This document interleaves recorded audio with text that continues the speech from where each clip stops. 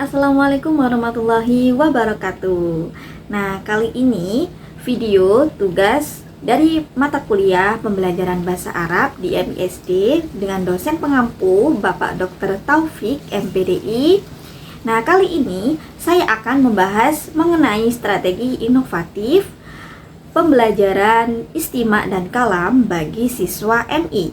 Nah, sebelum itu, perkenalkan nih, nama saya Rohmatul Ilmiah dari program studi pendidikan guru Madrasah Ibtidaiyah Fakultas Tarbiyah dan Keguruan UIN Sunan Ampel Surabaya dengan NIM 0602072351.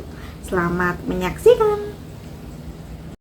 Nah, pada pembahasan yang pertama kita akan membahas mengenai strategi pembelajaran Qurrat Al-Kalam. Konsep pada strategi Qurrat Al-Kalam.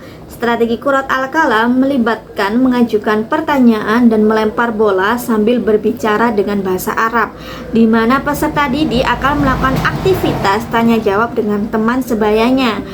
Strategi pembelajaran Qurrat Al-Kalam dengan strategi snowball throwing sangatlah mirip karena kedua strategi ini menggunakan kertas dan bola biasa serta teknik yang sama untuk menilai kemampuan peserta didik dalam bidang mata pelajaran tertentu. Nah, pada strategi Qurrat Al-Kalam digunakan untuk menilai kemampuan dan keterampilan berbicara peserta didik secara khusus, sedangkan snowball throwing digunakan untuk menilai pemahaman dan kemampuan lainnya pada peserta didik. Oleh karena itu, pembelajaran aktif sangat penting bagi peserta didik terutama di kelas bawah, karena pembelajaran aktif dapat mendorong semangat belajar dan menghubungkan pelajaran yang diajarkan oleh bu guru. Pada strategi pembelajaran Qurrat Al-Kalam ini melibatkan banyak peserta didik sehingga peran guru dalam proses kali ini adalah menerangkan dan mengarahkan proses pembelajaran serta menguraikan tujuan pembelajaran. Selanjutnya ada langkah-langkah dalam strategi Qurrat Al-Kalam.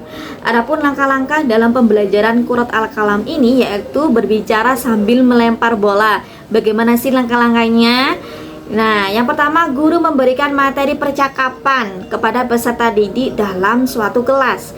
Kemudian setelah mengajukan pertanyaan, guru melempar bola ke peserta didik yang dipilih. Selanjutnya, peserta didik akan menerima bola pertama dari guru dan menjawab pertanyaan. Kemudian langsung menanyakan pertanyaan lain dan mengoper bola kepada teman yang akan menjawab. Nah, setelah itu untuk melempar dan menerima bola sambil bertanya dan memberikan jawaban akan dilakukan secara bergantian dan bergiliran dalam suatu kelas. Yang kedua adalah pembelajaran kalam dengan pendekatan kooperatif. Pengertian pembelajaran kalam dengan pendekatan kooperatif merujuk pada metode pembelajaran yang memanfaatkan prinsip kerjasama di antara peserta didik untuk mempelajari dan memahami kalam Allah.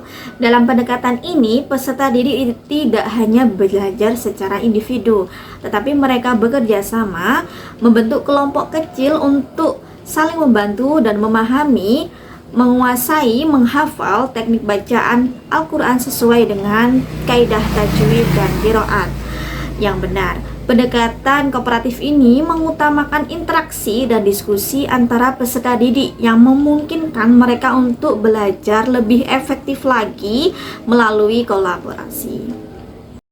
Model-model pembelajaran kalam dengan pendekatan kooperatif. Yang pertama ada model pembelajaran jigsaw, di mana model pembelajaran jigsaw ini mengharuskan peserta didik bekerja sama dan dalam berkelompok untuk memahami bagian-bagian dari materi yang diberikan.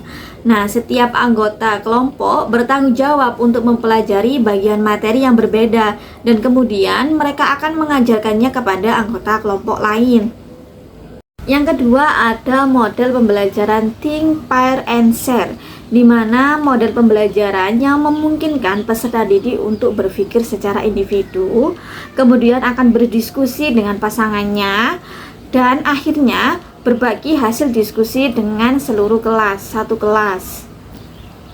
Yang ketiga ada model pembelajaran TGT atau Teams Games Tournament, di mana sebuah model yang menggunakan kerjasama tim dengan kompetisi sehat.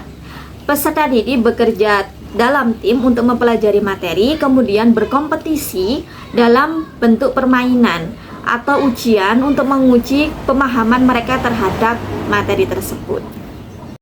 Yang keempat, ada model pembelajaran STAT atau Student Teams Achievement Divisions, di mana model STAT ini adalah pembelajaran kooperatif di mana siswa bekerja sama dalam tim untuk mencapai tujuan pembelajaran yang telah ditetapkan. Nah, kemudian hasilnya akan dinilai berdasarkan prestasi individu atau kelompok. Nah, itulah tadi pemaparan materi tentang strategi inovatif dalam pembelajaran istimak dan kalam bagi siswa MI. Sekian dari saya. Apabila ada salah kata atau salah pengucapan, saya mohon maaf yang sebesar-besarnya. Saya akhiri. Wassalamualaikum warahmatullahi wabarakatuh. Terima kasih.